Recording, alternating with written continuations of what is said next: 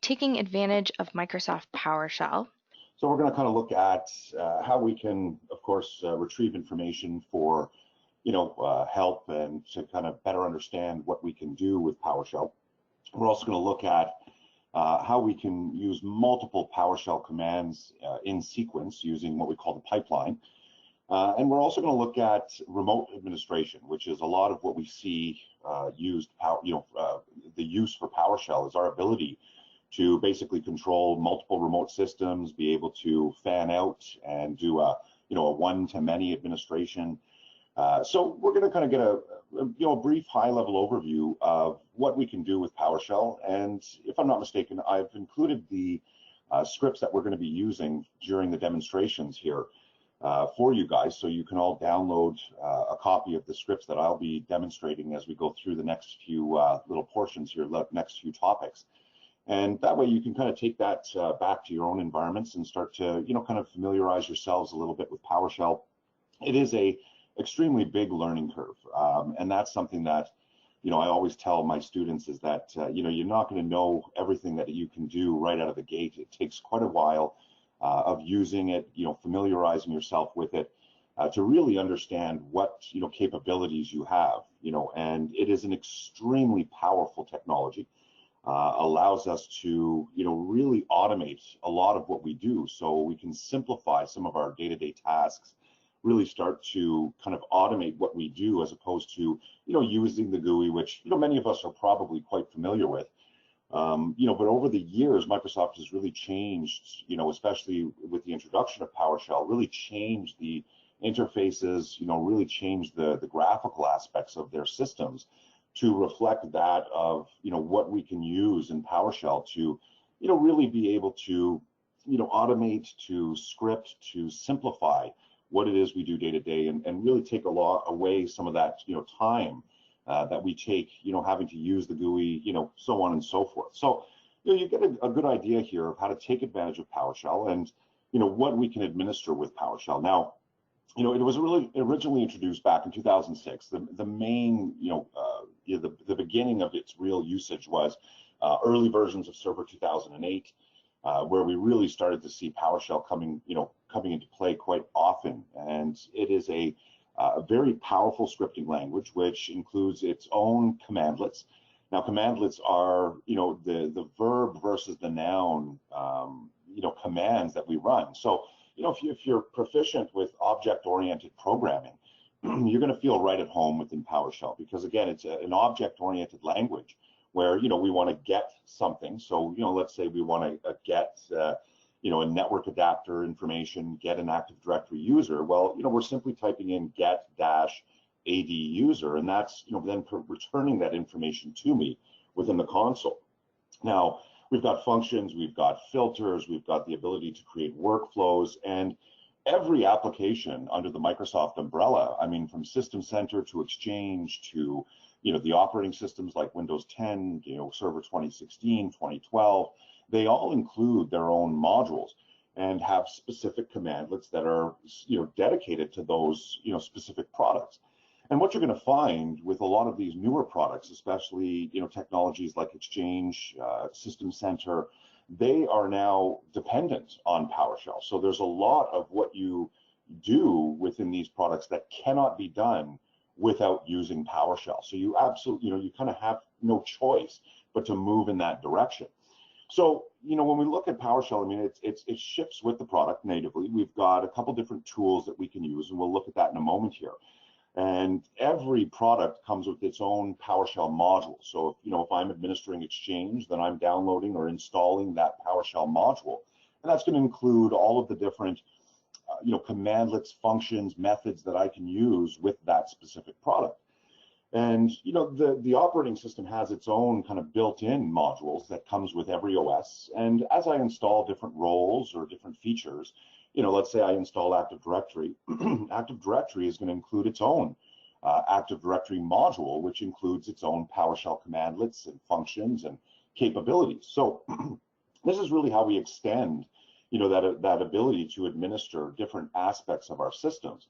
Now, when we look at the host applications, there are, basically two host applications that you can use. And I always recommend to my groups, if you can get away from using the old PowerShell console, which is, the blue background, the kind of common interface that we've used for the last, I'd say about 10 years now, first introduced back in early versions of Windows, Windows 2008 server. You've got this kind of, old school, blue background PowerShell console, and it's not a very intuitive utility, to be honest.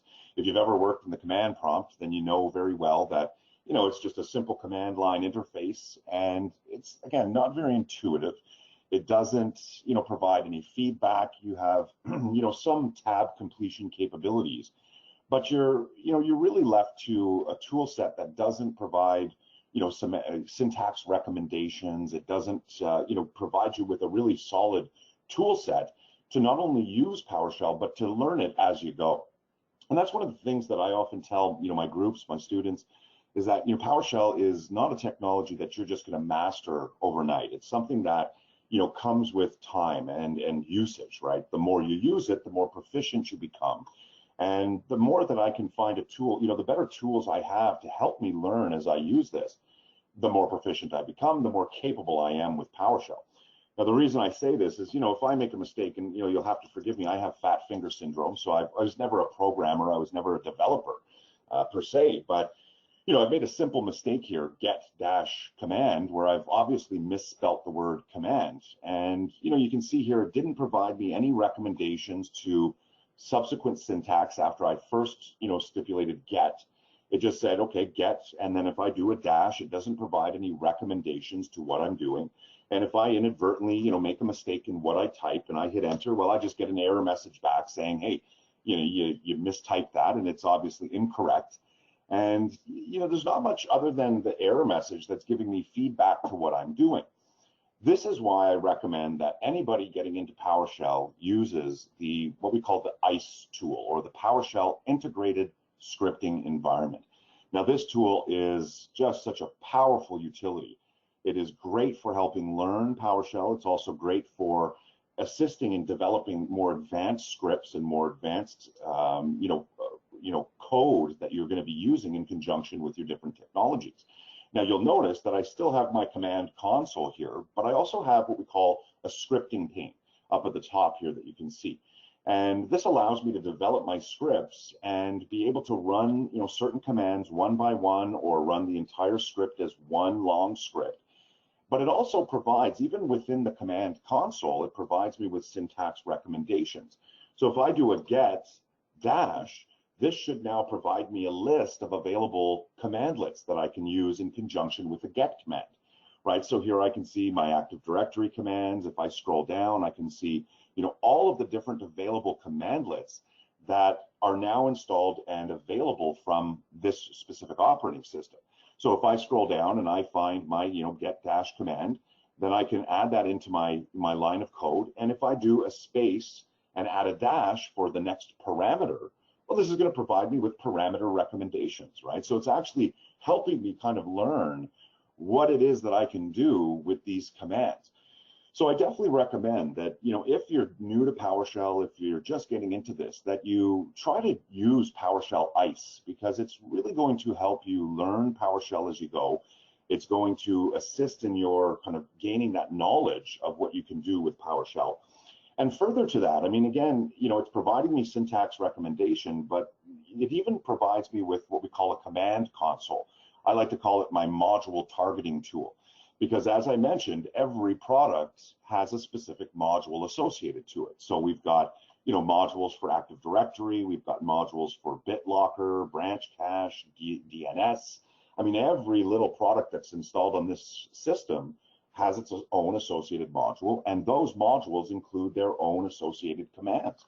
So if I want to go in and look at all of the Active Directory commands that I can use, well, then I simply click on Active Directory, and there are my available commandlets that I can use in conjunction with AD. Now, if I know that I want to go in and, let's say, get an Active Directory user account, but I'm not too clear on, the different parameters that I can use, what it is that I can do in conjunction with that command, well, I simply click on that command, show my details, and it's now going to provide me a list in the GUI of what available parameters I have that I can use with that get AD user command. So now I see my filter parameters, I can see my identity parameters, I can even see my LDAP filters. So what this allows me to now do is simply type the filters that I want into, into this request. So let's say it's a wildcard, and then I can choose a location to basically insert that command. In this case here, I want to insert it into my command console. It inserts it for me. I want to get an Active Directory user and I want to filter based on wildcard, let's say. So now I'm going to go in, hit enter, and it's now going to go out and retrieve all AD objects that I have in my Active Directory environment. So this is a great tool. It really and truly is just, a huge benefit to those learning PowerShell, because it really helps to kind of, smooth your process of getting in, to learning these commands and what you can do. Now, there are, of course, many different commands that we can use to retrieve help information. If I want to, look at what available commandlets I have, and I want to look at that directly in the console, I can simply run a get command, which is now going to show me all the different functions, commandlets that I have available to me. And as you can see, I mean, there are hundreds, if not thousands of these, right? And every product has, many hundreds of different commands that can be used. Now, if I want to get some information, let's say on any command that includes the word resolve, let's say, well, I can run a get help and, use the word resolve, and it's now going to retrieve me all commands that have the word resolve contained within, right? So now I can see that I've got resolve path, resolve DNS name, resolve, NFS mapped identity, and it tells me what the category is, what module it's associated to, and a brief synopsis of that, of what that command does. I could do the same thing for any command that includes the word adapter, let's say. So I want to look at all, adapter-based commands and functions, and I can see here I've got a bunch of functions that I can use for setting network adapter configuration, getting adapter info, and I can then use that to kind of better understand what capabilities I have. Now, if I wanted to do, let's say, a set network adapter, and I know that that's the command that I'm looking for, let me just zoom in a little bit here so it's a little bit bigger for everybody. I know that I've got a set network adapter command that I can use, but I want to know what I can do with that command, and I want to kind of have a better understanding of the syntax that I would use in conjunction with that command. So by running a get help set net adapter, well, that's going to retrieve a help file for me and basically give me some information as to what I can do with that command. So in that help file, as we'll see here in a moment, is it's now telling me kind of a brief synopsis of what it does. And if I scroll up a little bit here, I can see a synopsis of what that command does. So it sets my basic network adapter properties, and it will show me the syntax of that. So it's going to show me positional parameters. It's going to show me required parameters, and it identifies what parameters I can use in conjunction with that specific commandlet. And then as I scroll down, it should give me a brief description and some related links and information and other remarks, and just a kind of good example and a brief help file of what I can use that command for. So these commands, the get help, the get command, are going to be extremely useful for you to retrieve information about, anything that's out there, anything that you're using within PowerShell. Now, we can do that with what we call about files as well, because there's about files for pretty much everything you can do in PowerShell. So what I did there in the example is I looked for a help file, which was specific to the commands, but I might want to go out and maybe find out some more information about signing or variables or commandlets, whatever it may be. Now, if I do a get help followed by an about, basically a wildcard for all files that include the word about, well, that should then retrieve me all the different available about files that are out there. So you can see just by the list of files that it's retrieving for me, I've got everything from about workflow, sequence, parallel blocks. I've got, about WMI, wildcards, about variables. There's a good example, because variables are really useful for us to kind of customize our own environment and how we do things within PowerShell. So let's say if I want to get the help file for everything about variables, well, I simply run a get help about variables, and that should then retrieve that help file for me, pop it up on my screen, and give me some insight as to what I can do with variables. And it's quite informative. I mean, you'll see here that it's got a bunch of information. I've got everything from how to use it, how variables are defined. So I'm just going to kind of scroll up to the top here. Don't mind me while I mean, you can see just the amount of information that I've got here. But what this tells me is that I can use basically a variable to define an attribute and basically include that into my variable. So let's say, for example, something simple, I wanted to define the letter A, or the variable $A would be equal to numbers 1, 2, 3, 4, 5. Well, I could simply type that variable in my command. So as I scroll down to the bottom here, and I'll kind of give an example of that. Let's just do a quick and easy one here. If I did a get-date, well, that's going to retrieve today's date for me, right? Well, let's say if I did a $ and then followed by date, which is equal to a get-date. Well, that's now defining that variable for me. So if I now hit enter, it just returns to my next line. But now, instead of having to type get date, all I simply have to type is $date, and it returns that date information for me. So this is now kind of showing me how I can use my variables and how I can better, define information. And these help files are going to be extremely useful for, kind of self-educating, kind of learning what you can do with PowerShell. And it's really quite informative. I mean, there's just a ton of information that's included in these about files. And one of the easiest ways to retrieve that information is just to simply run a get help about, and then locate, what it is you're looking to learn, and then use that get help, and then whatever about file that you're looking for will retrieve that information for you, and then allow you to go through and kind of, learn what it can do, what capabilities you have, so on and so forth. So this is kind of what you can do with PowerShell. Now, I mean, we can get down into extremely complex scripts. We can get into very simple scripts, right? Again, if I wanted to define a quick and easy little script snippet here, where I wanted to go out and get an event log and retrieve some event log information, that log that I'm targeting would be specifically the security log. And I want to look for the newest 10 entries in that security log. So what this is telling me is that I'm first going out to retrieve something, which is getting an event log. The log that I'm looking for is the security event log. And the information I'm looking to retrieve is the most recent entries, the 10 most recent entries into that log. So these are parameters. Parameters are then followed by the subsequent information that I'm looking for. So again, in this case here, a log. And the log I'm looking for is security.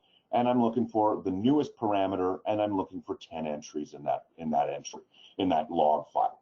So now I'm going to run that, and that's going to go out and retrieve the most recent 10 entries in my event log for the security. And I can now see some of the information, time, stamp, index, entry type, source, message, so on and so forth. So these could be, very useful for you to kind of automate what you do. And, I was talking about variables a few minutes ago, and I could take this, entire item here and put that into a variable if I wanted to. I could do $, and let's say events, is equal to a get event log where the log name is security, and I want the newest 10 entries. Well, if I define that variable, it then returns. And instead of me having to type out that long string, all I'd have to do now is type out events. $ events would equal what it is that I'm looking to retrieve. And there's those 10 entries that I just defined within my script. So, these help files are going to help you learn, right? They're going to help you kind of find out what you can do. And again, it only comes with usage. It comes with familiarization, kind of getting your hands dirty with it. And eventually you're just going to, become more proficient and more capable with PowerShell, using the different tools that you have out there. Now, as I mentioned, the console is the old stuff. ICE is the newest and best tool, and it's included in pretty much every operating system. I definitely recommend that you use it if you can. It's going to really help to, serve to educate you as well as help to develop your scripts. There are third-party hosting applications out there. You can do things with Visual Studio.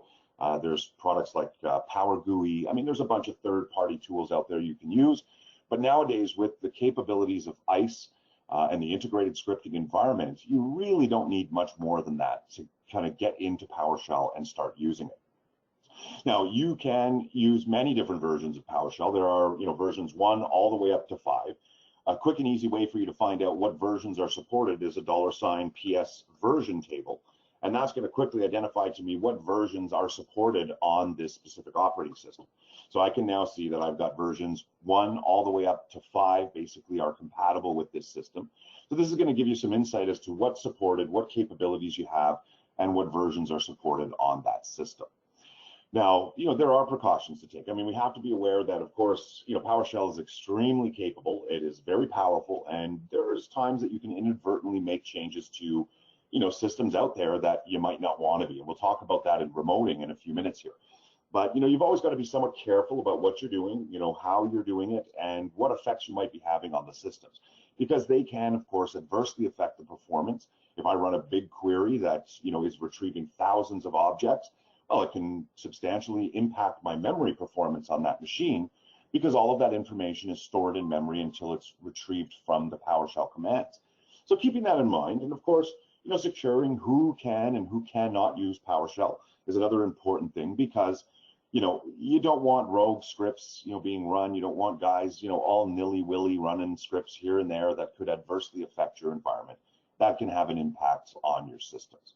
So we went through ICE, and ICE is a very nice little tool to work with. Now we want to look at kind of how to find and understand some of the command syntax. Now, as I mentioned, it is a verb versus the noun, object-oriented language. So I'm looking to the verbs, which is the gets, the sets, the new, the add, and then the noun is what it is I'm looking for, right? So in the sense of what I just performed in my demonstration, where I wanted to get an event log, and then I wanted to look for specifically the security log, well, that's where, it's that verb versus the noun, that, kind of object-oriented language. Now, every product has its own prefix. So Active Directory has an AD prefix, SharePoint has an SP prefix, Azure has an Azure AD. So each product should have its own prefix, so it identifies what that command is used with, what product it would be used with. Now, parameters are what modify the action of the commandlet, right? So they always start with a dash, and they can be optional or they can be required, right? I don't have to tell it, if I do a get dash AD user, this is going to tell me that, hey, you didn't tell me a parameter of what you're looking for. You just said get AD user. Well, I don't know what user you want me to get. There's a required parameter that you had to type. And if you don't type the parameter, it'll actually prompt you for that. It'll say, hey, you need a filter parameter, so tell me what you want me to filter. And if it's based on wildcard, let's say for the sake of example, or if I wanted to filter based on Lara, or whoever it is, it needs to see the right information, right? So in this case here, my filter can't look for Lara, but if I use the same command, a get AD user based on identity, right? Identity will allow me to then go in and say, I'm looking for Lara's account in this case here. So that should then return me the identity and the information associated to Lara, right? And so, you've got to work with these parameters to find out what you can do, what you're looking for. Some, again, are going to be required. As I just showed, if I, did a get AD user, there's a required filter parameter. If I don't give it a filter, it's not going to return any information for me, and I get a big error message on the screen. But if I did a get AD user and I put in my filter, wildcard, let's say for the sake of example, and it pulls all my, objects from Active Directory and it shows it to me up on my screen. So these are just ways to, accept multiple values. These are going to be, you can identify items by separated by columns, and sometimes, parameters are optional. You don't necessarily need to type the parameter name, but you do have to put in the parameter result that you're looking for, right? So now tab completion is always going to help you out a little bit. So if I do a tab completion, if I do a get dash AD and I do tabs, it's going to help me kind of tab through the available commands that I have out there. So tab completion is always a good thing to use when you're looking to kind of find out what commands are out there. If I did a get dash AD user space dash F and tabbed, it should automatically populate that for me. And then I can see that I'm filtered, I'm going to use the filter parameter in this case here. So these are going to be helpful. It supports the use of wildcards. Get help, as I mentioned earlier, is an easy and quick way for you to go out and retrieve what you can do, so you can look at help content associated to every different command that you have out there. And you can do a get help space wildcard and find out all the different help files that you have. So we've gone through a brief demo of using the help, using our parameters, kind of interpreting some of the syntax. And when you do a get help for, let's say, a get event log, that should identify to you what are mandatory parameters, what are positional parameters. So in this case here, get event log, Well, I wouldn't necessarily have to define the log name because it's positional. So I could just simply input a string of information like security, and that would then go out and retrieve the security log for me. Optional parameters are often closed in dual squared braces, so you can identify what parameters are not required, but that I have available to use in conjunction with that command. Now, as I mentioned, the about files are extremely useful, as you saw as I was going through my demonstration. Really useful to go through and kind of self-educate, find out what's out there and what you can do. Now, when we look at finding commands, I mean, one of the easiest ways, as I showed, is to just do a get dash command. And this is going to list all the different commands and functions that you have available within the modules. And, you know, just one of the easiest ways to do this is to really use the PowerShell scripting command add-on. I mean, this is just going to really help you to go through and kind of find out what commands you have out there based on what product you're looking to administer. So if it's DNS, I can go down and scroll to DNS server and then see all the available commands and functions that I have for that specific product, that module. Every product has its own module, and sometimes these modules have to be installed. They're not necessarily available right out of the box. So things like Exchange, System Center, these have to be installed, and they're not, you know, they're not auto-loaded for you every single time. Now, you know, finding commands, the get helps, these kind of things are going to help you quickly go out and find commandlets that are out there, and we just kind of went through that in the demonstration. Now, aliases, which is great for those of you who are familiar with using older, command line based, commands. I can still run an IP config, like I've always been able to do in the past. I can run a directory search with a dir.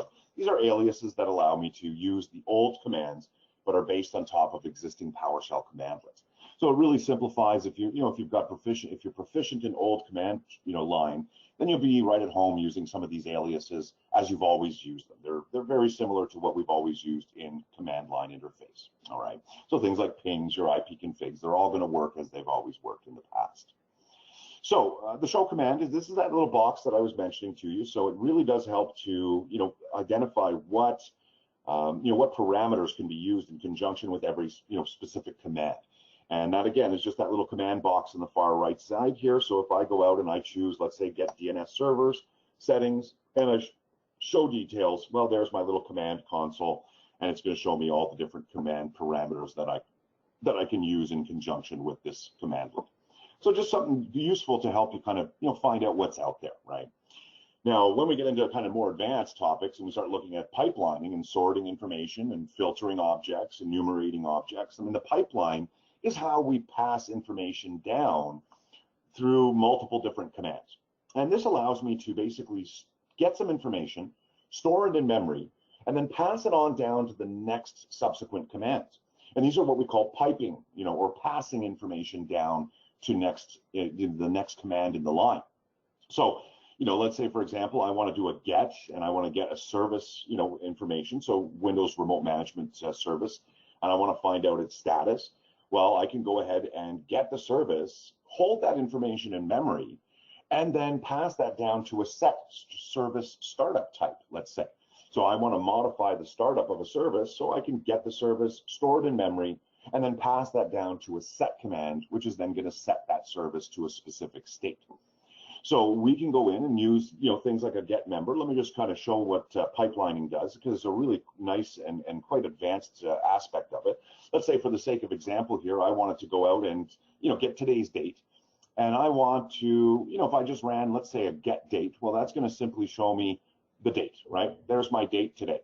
But if I did a get date with a GetMember, the GetMember command is actually going to show me the different commands, the different functions and methods that I have available with this commandlet. So I'm doing this first, storing that in memory, and then passing that on down to the GetMember, which it should now return to me all of the different functions and methods and properties that I have available for that specific command.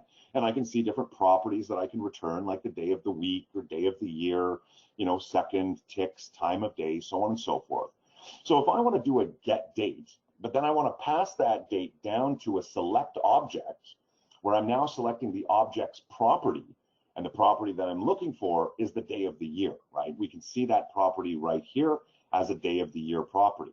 So if I then run this command, it pulls the date information, stores it in memory, then pipes it on to my select object, where I'm looking for a specific property.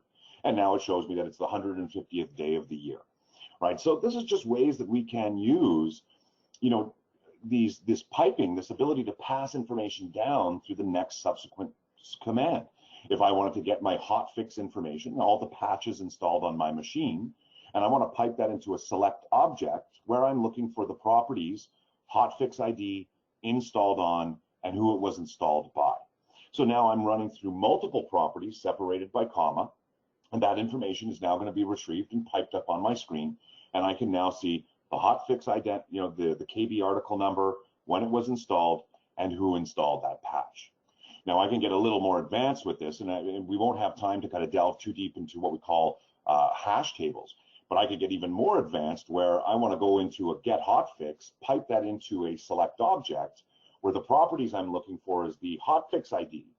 But I also want to look at adding an additional column called hotfix age. So this N equals name, and the expression that I'm looking to define is that I'm looking for a time span from the start of a PS item, which is what we call a default variable, and I want to look when it was installed on, and I want to add days to that. So I want to know how long it's been since it was installed, and I want the number of days, and I also want the installed by property as well. Now, if I run this command, it's now going to return to me the hotfix ID, my new little column that I just defined, which is the hotfix age, and who it was installed by. So now I can see this was installed 736 days ago from the time span of when it was installed on and the amount of days since then. So this is just advanced piping and how we can get into, returning advanced information. I mean, this would work with, things like Active Directory. If I want to look for all Active Directory users, and I want to then filter based on wildcard, but I want to then pipe that into what we call a format table. Now, this is a FT, it's just a shortened version of that. But if I did format table, it would be the equivalent of an FT. And if I now run this command, well, I can now see it's now returned all of those user objects, but in a table format for me, as opposed to the standard method where it would put it in a format list. And the list is just, a long list of user objects. This is in a table format, so I can see each little column associated to those objects. Now, I could even take that further and say that I want to get AD users and I want to filter based on wildcard. I want to limit my search scope, my search base in this case here, to the container, which is users in the adatum.com domain. And then I want to pipe that into a format table again. So now if I return this, it's now gone out and only retrieved the users that are contained within that AD object, that container, and it's formatted in table format for me. So you can use this for everything from security, event logs, where, I've got now 3 pipelines. I've got a get event log where the log name is security, and I want to pipe that into a where object, and the event ID is equal to 4624. So I want all events equal to 4624. Then I want to pipe that into a measure object to count how many of those objects there are, and I want to pipe that then into a format wide. So now if I return this, it should tell me how many entries I've got in the event log that are equal to 4624. I've got 154 entries. Well, now I want to look at those entries, so I'm going to use the same command where the event ID is equal to 4624, but now I want to do a select object, and I want the time written, the event ID, and I want the message. So now this is going to return to me all 154 entries in that event log with the 4624 entry in it. So you can see here how it can be extremely useful to use pipelining. And I mean, again, we can do this to output information as well. So we could go out and we could convert objects to HTML. We can convert, we can convert objects to different formats that allows us to output that information to a format that's usable in some way or fashion, some way or form for us.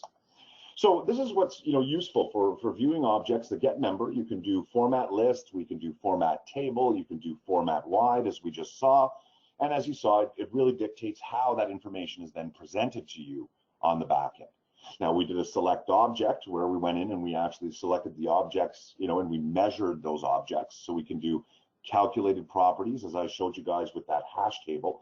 Now, we don't have the time to delve into the depths of a hash table today. We've only got about an hour, and we're already up to about the 12:40 mark. So I don't want to spend too much time on that. But If there are questions, please don't hesitate to let me know.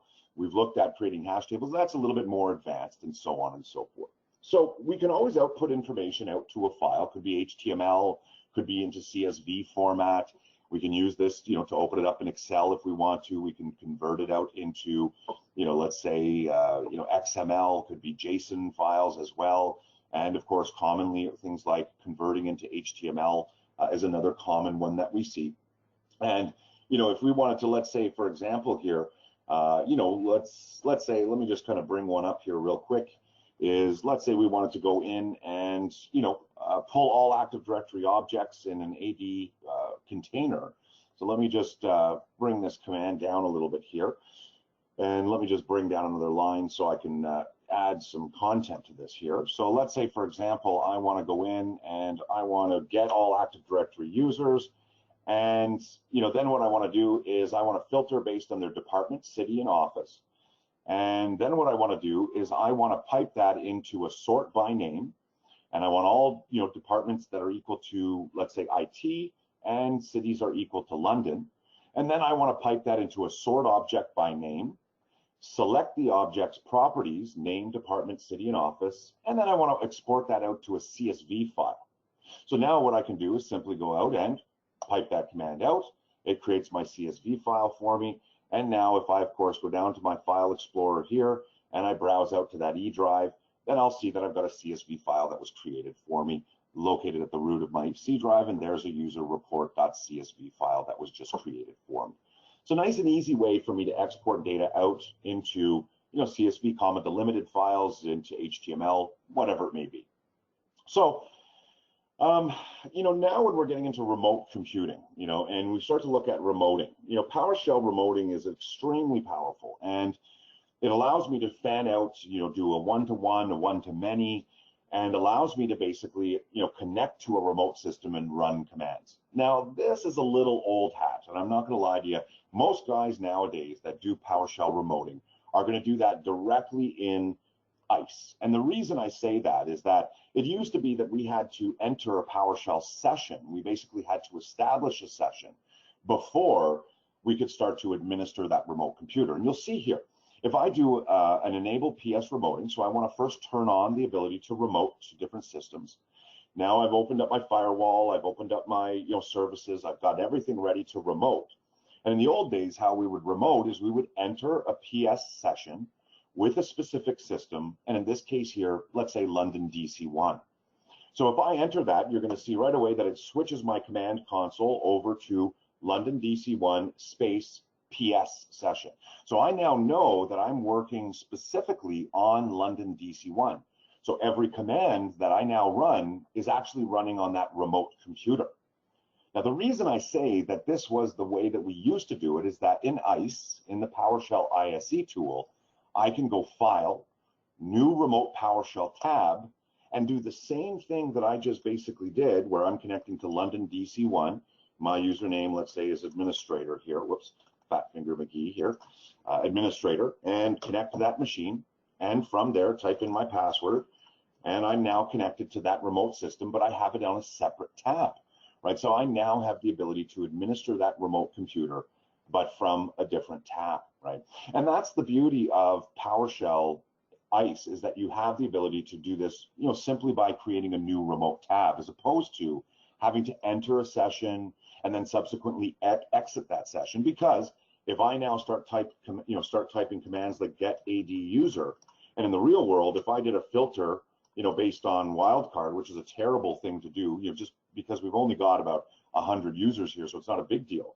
But in the real world, where you might have 100,000 users, if I ran that, it could take a substantial amount of time to retrieve all of those user objects, and it can bog down the server because I'm now running that remotely, and that domain controller's memory might become saturated.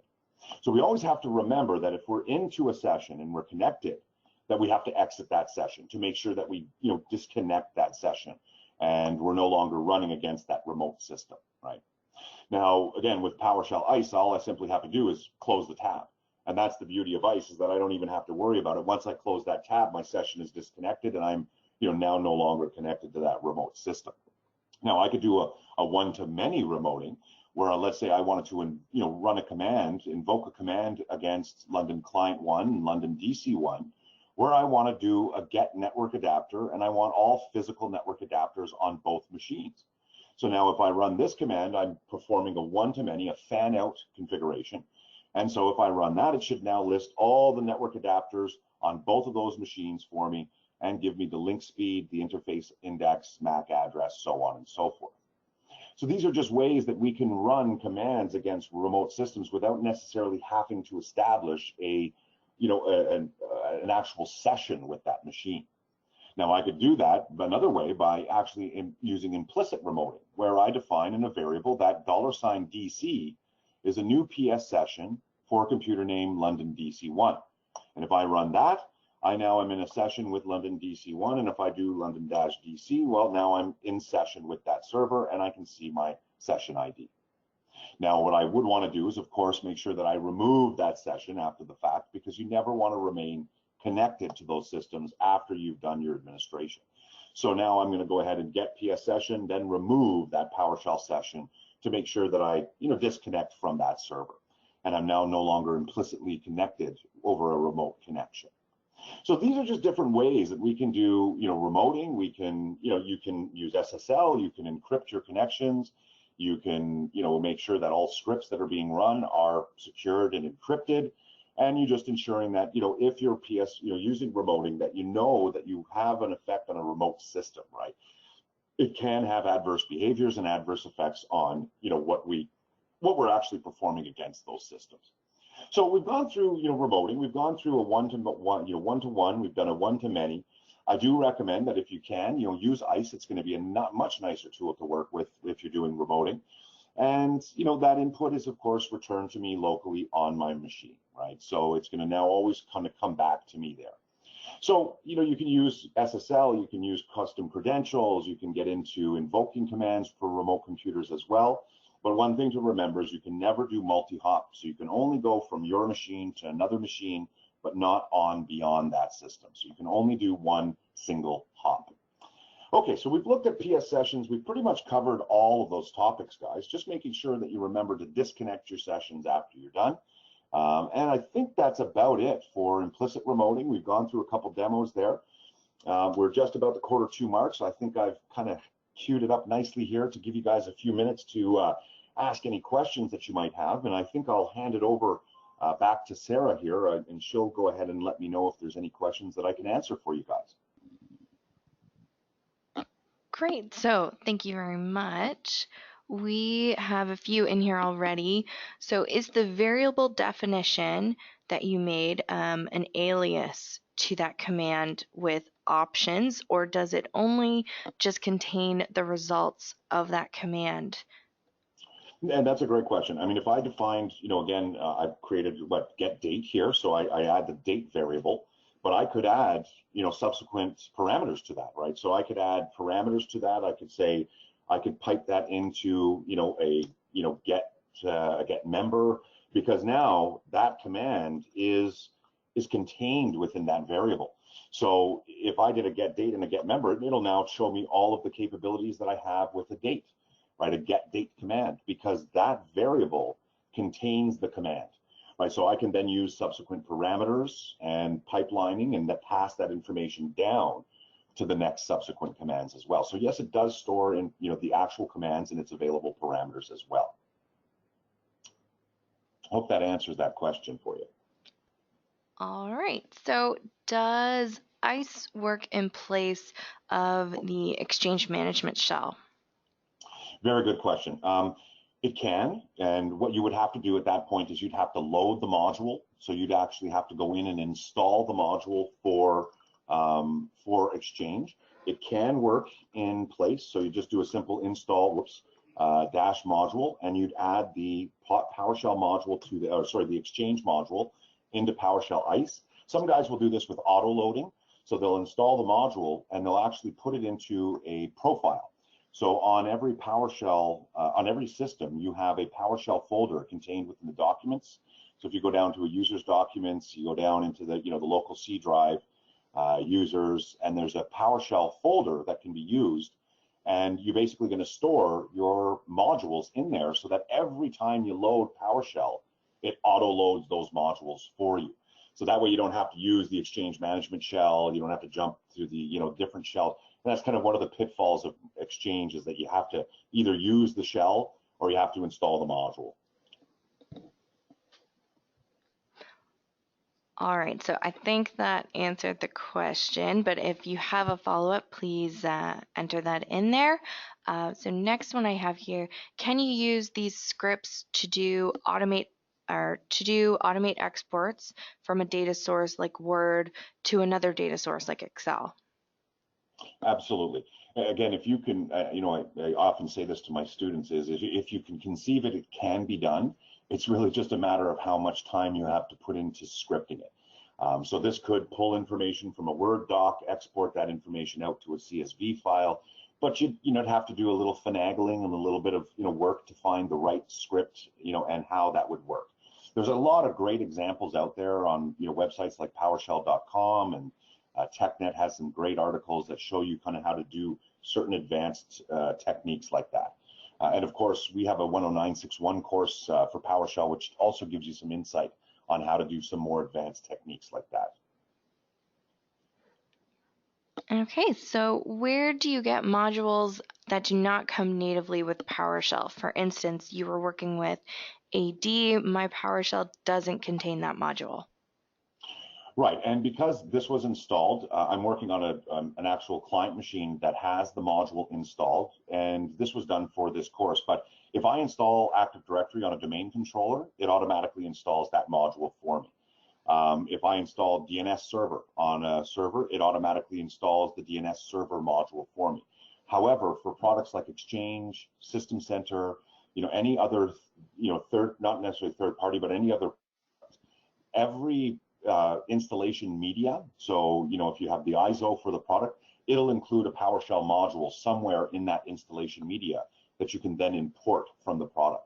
And normally when you install it, you can just simply run the import from the server that has that product installed for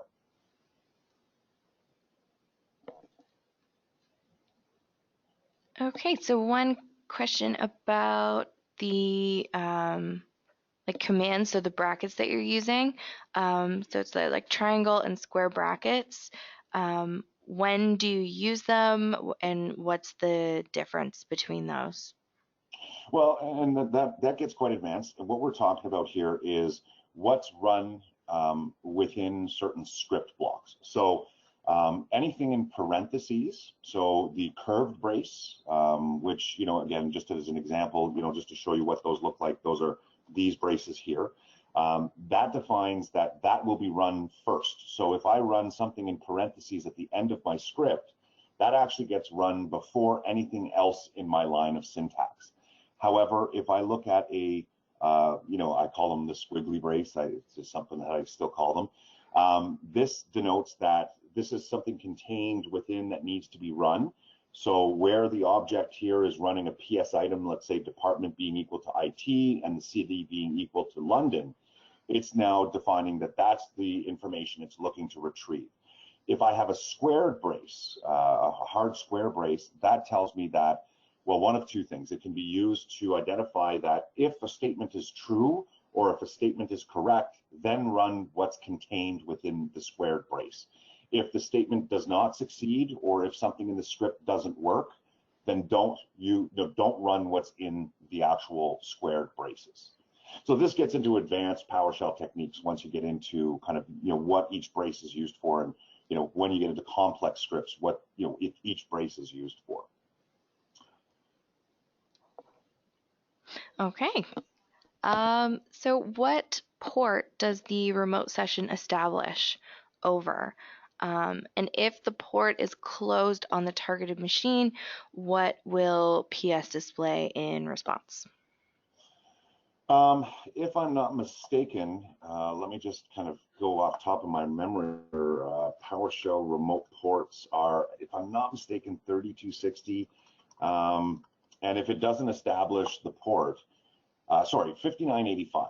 Sorry, I was thinking of another port from something this morning. Usually the HTTP listener port is 5985. And you can always go in and run a what is it, get PS session configuration. That should give you a list of what available ports you have out there.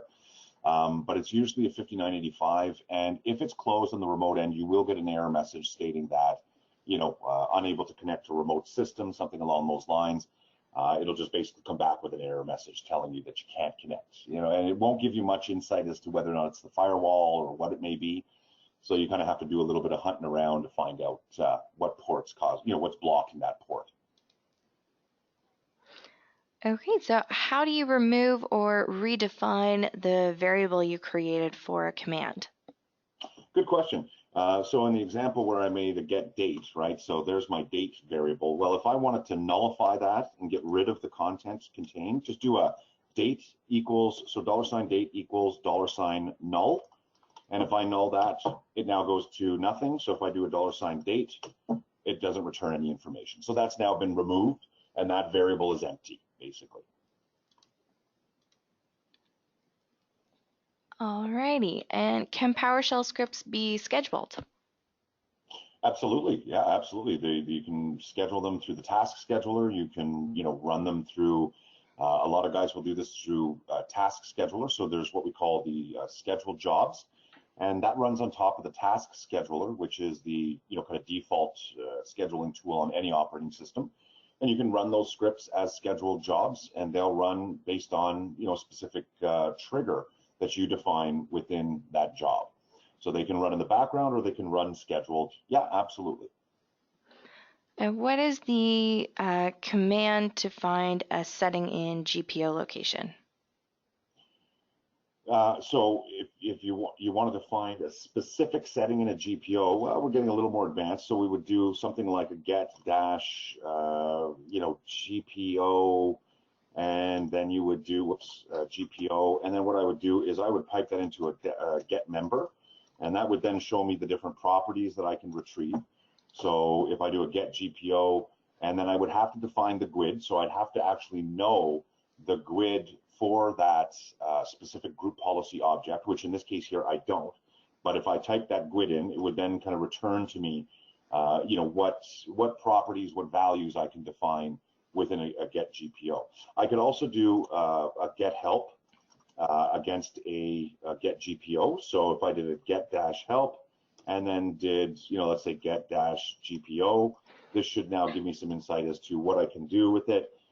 So what parameters I could use, GUID, domain, server. GPOs are much tougher to administer with PowerShell because of their, deep, complexity and deep configuration capabilities. But you could just run a get help, know the GUID of the GPO, and that should return some information for you about what settings you can apply. Okay, so I do have a few more questions. Jared, how are you on time? Do you think we can dive into those, or do we need to cut off? Yeah, I've got a few more minutes here before I've got to step back into my class. So yeah, absolutely. Sure, throw a couple more at me. Okay. Any recommendations on where to purchase or download Windows PowerShell ISE? The nice thing about ICE is that it comes with every operating system by default. So I'm working on a Windows 10 client machine right now. So ICE is included with Windows 10, Windows Server. The only ones you might not see, I think it was available on Server 2008 R2, and then every server 2012, 2016, 2019, they all include ICE. An easy way to find that is just hit the start button and type ISE, and it'll pop up the ICE component for you. So you've got it on every client operating system and every server operating system as well. So it's free. Okay. And now, so $date seems to have returned the original object result, not a new instance of the getDate command run with the same parameters. Oh my goodness, analyzing possible where a short variable can rerun a command with the same parameters? Yeah, and that's kind of one of the things about variables is that once you've run the variable and you've defined the contents of the variable command, it stores that information, right? So you would have to use some advanced, scripting to go out and, do a select object, let's say, or because once that information is stored in that variable, it's there, right? It's basically stored until you either close PowerShell or you nullify that variable. So you could get into what we call hash tables, which are, arrays or hash tables, where I might want to use a $date, which is equal to a get dates, and then have it do retrieve today's date kind of thing. So you could get into that, but you'd have to use some customization to get to that level. It doesn't just come easily to do that. That would be probably a little bit long for me to get into on that one. So if you ran a script in error and it was running for a long time, how would you correct or how would you correctly stop or quit the script? Well, you can do that a couple ways. The nice thing about ICE is that you can run line by line, but if I were to run, let's say, a whole line of code and it gets hung, I can use a break. So a Control-C will normally break what's going on, and you also have a stop button up on the top of the ICE tool. So if you notice here right beside my play buttons, I've got a stop operation, which is the same as a break. Control break, which is your Control-C command, which basically halts anything that's currently taking place.